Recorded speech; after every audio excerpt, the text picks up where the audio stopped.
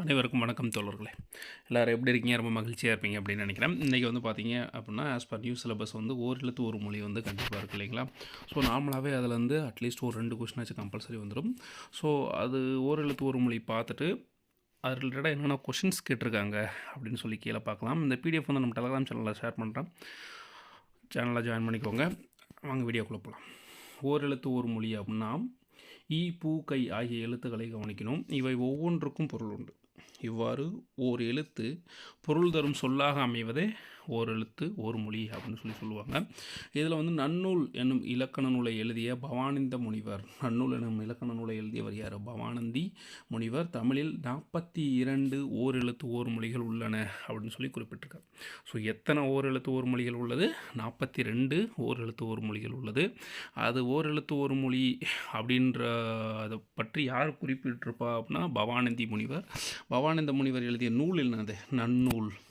இவற்றில் வந்து பார்த்திங்கன்னா இந்த 42 ஓர் எழுத்து ஒரு மொழி இருக்குல்ல, அதில் நே, து ஆகிய 2 சொற்களை தவிர ஏனைய 40 சொற்களும் நெடில் எழுத்துக்களாக உள்ளன.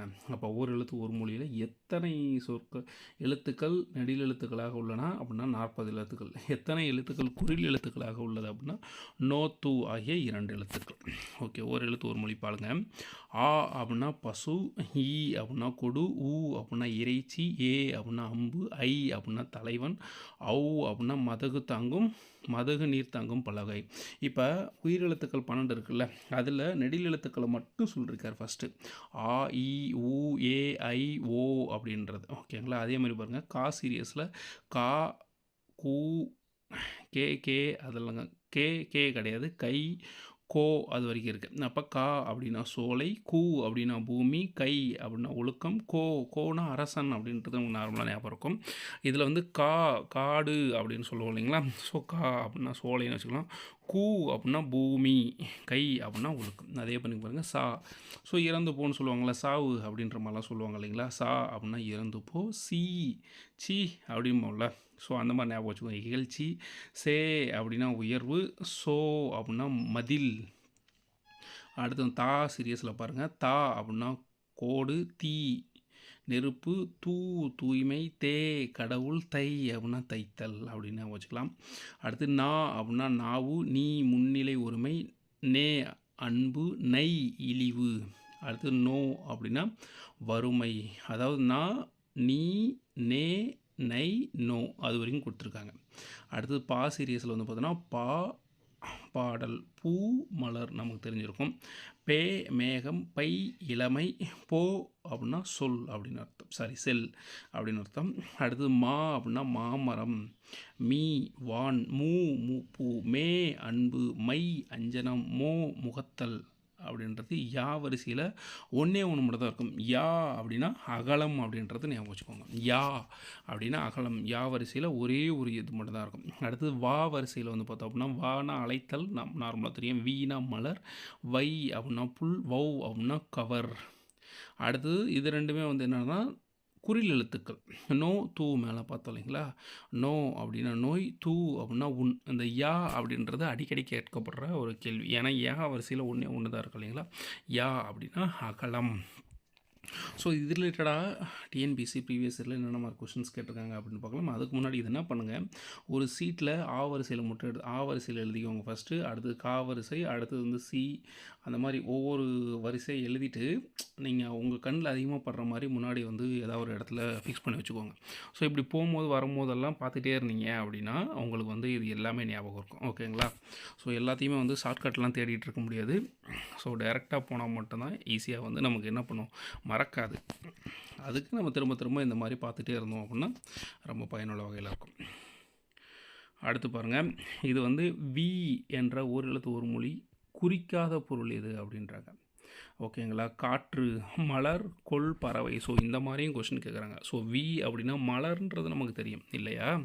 ஆனால் கொள், பறவை அப்படின்றது வி தான் வருது. ஸோ அப்போ காற்றுன்றது தான் குறிக்காத சொல். சொல்லும் பொருளும் பொறுத்துக. கா அப்படின்னா என்னது? காப்பாற்று. கூ அப்படின்னா நிலம். கை அப்படின்னா என்னது? செயல். கோ அப்படின்னா பெருமை. கோ அப்படின்னா அரசன்னு சொல்லுவாங்க. அரசன் பெருமையாக வாழ்கிறான் அந்த மாதிரி சொல்லுவாங்க இல்லைங்களா? அது மாதிரி கோ அப்படின்னா பெருமை. ஸோ இது வந்து கவர்மெண்ட் மெட்டீரியல், நான் நாளைக்கு போட்டு வரேன் ஓகேங்களா? ஸோ அதில் இன்னும் நிறையா ஓரெழுத்து ஒரு மொழிகள்லாம் கிட்டத்தட்ட ஒரு 60 ஓரெழுத்துக்கான ஓர் மொழிகள் வந்து இருக்குது. அடுத்து பார்த்தோன்னா ஏ என்ற ஓரெழுத்து ஒரு மொழியின் பொருள். ஏ அப்படின்னா அம்பு, மேலே பார்த்தோம் இல்லைங்களா? அதுதான். மா ஓரெழுத்து ஒரு மொழியின் பொருள் யாது? மா அப்படின்னா பெரிய அப்படின்னு அர்த்தம். மானா பெரிய, மாமரம், அழகு, வண்டு, அந்த மாதிரி நிறைய மான்ற ஓரெழுத்து ஒரு மொழிக்கான அர்த்தங்கள் வந்து ஸ்கூல் புக்கில் 7th வந்து கொடுத்துருப்பாங்க. தா அப்படின்னா என்னது? தாவுதல், தருதல். கா அப்படின்னா என்னது? கானா சோலை. வே அப்படின்னா மறை. ஏ அப்படின்னா அம்பு. ஏ அப்படின்றத மேலே பார்த்தோம் இல்லைங்களா? அம்பு. வா எனும் வேர்ச்சொல்லின் வினையெச்சத்தை கூறு வந்து. இதில் ஓ என்ற ஓரெழுத்து ஒரு மொழியின் பொருள். ஓ அப்படின்னா மகிழ்ச்சி. ஐ என்பதன் பொருள் தலைவன்னு மேலே பார்த்தோம். அழகு அப்படின்னு கொடுத்துருங்க. இது வந்து பார்த்திங்கன்னா கவர்மெண்ட் மெட்டீரியலில் இருக்குது. ஐ என்பதன் பொருள் என்னது? அழகு. கை என்ற ஓரெழுத்து ஒரு மொழியின் பொருள் யாது? கை அப்படின்னா ஒழுக்கம். இது நம்ம ஸ்கூல் புக்லேயே இருந்துச்சு. மா எனும் ஓரெழுத்து ஒரு மொழியின் பொருளை அறிக. விலங்கு. பார்த்தீங்களா? மா அப்படின்றதான் திரும்ப திரும்ப. மானா பெரிய, விலங்கு, மரம், அதுக்கப்புறம் வந்து வண்டு, வனப்பு. ஸோ அந்த மாதிரி வந்து நிறைய வார்த்தைகளை வந்து 7th புக்கத்துலாம் கொடுத்துருப்பாங்க. ஸோ அது ரிலேட்டடாக தான் மான்றதை அடிக்கடி கேட்குறாங்க. ஊ என்ற சொல்லின் பொருளை தேர்ந்தெடு. ஊ அப்படின்னா இறைச்சி. தூ என்னும் சொல்லின் பொருளை பின்வருவற்றுள் எது அப்படின்னா தூ. தூ அப்படின்னா உன் அப்படின்னு அர்த்தம். கீழ்காணும் விடைகளில் எது சரியானது? மா அப்படின்னா விலங்கு. ஓகேங்களா? கா என்ற ஓரெழுத்து ஒரு மொழிக்கு தவறான பொருள் எது? காத்தல்.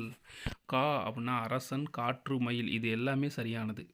ஓகேங்களா? கா என்ற ஓரெழுத்து ஒரு மொழியின்க்கு தவறான பொருள் எது அப்படின்னா காத்தல் அப்படின்றது சொல்கிறாங்க. அப்போ அரசன், காற்று, மயில் இதெல்லாம் சரியானது. அப்போ கா எழுதிட்டு இந்த எழுத்தெல்லாம் நீங்கள் வந்து எழுதணும். கா அப்படின்றது வந்து பார்த்திங்கன்னா இது வந்து பாருங்கள் குறில் எழுத்தாக இருக்குது.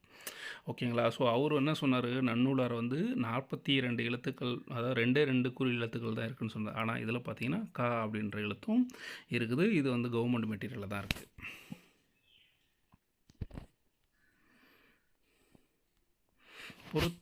பொருந்தா இணையை தேர்க. மை அப்படின்னா மேம்பாடு. அப்போ பொருந்துற இன மா அப்படின்னா அழகு, மீ அப்படின்னா உயர்ச்சி, மூ அப்படின்னா மூப்பு. ஸோ அப்போ பொருந்தாதது மை அப்படின்னா மேம்பாடு அப்படின்றது பொருந்தாதது. ஓகே நண்பர்களே, இதோட முடிஞ்சிச்சு. இந்த வீடியோ உங்களுக்கு பயனுள்ள வகையில் இருந்திருக்கும் அப்படின்னு நினைக்கிறேன். மறக்காமல் நம்ம சேனலை சப்ஸ்கிரைப் பண்ணி வச்சுக்கோங்க. கீழே வந்து டெலகிராம் சேனல் லிங்க் கொடுத்துருக்கேன், அதில் ஜாயின் பண்ணிக்கோங்க. ஸோ அதில் வந்து இந்த பிடிஎஃப் வந்து நான் ஷேர் பண்ணுறேன். நாளைக்கு வந்து பார்த்தோம் அப்படின்னா நம்ம கவர்மெண்ட் மெட்டீரியல் வந்து ஒரு டைம் பார்த்தலாம். ஓகேங்களா? ஸோ ஒரு எழுத்து ஒரு மொழியில் அட்லீஸ்ட் மினிமம் வந்து முன்னாடி 2 கொஸ்டின் கேட்டாங்க. இப்போ வந்து மினிமம் ஒரு 3 கொஸ்டின்ஸ்னாச்சும் கேட்கறதுக்கான வாய்ப்புகள் வந்து ரொம்ப அதிகம். ஸோ அதனால் நம்ம அதை பார்க்கலாம். அதையும் பார்த்துட்டோம் அப்படின்னா பார்த்துட்டு 2 மெட்டீரியலுமே உங்களுக்கு வந்து டெலகிராம் சேனலில் ஷேர் பண்ணுறேன். பயன்படுத்திக்கோங்க. நன்றி நண்பர்களே.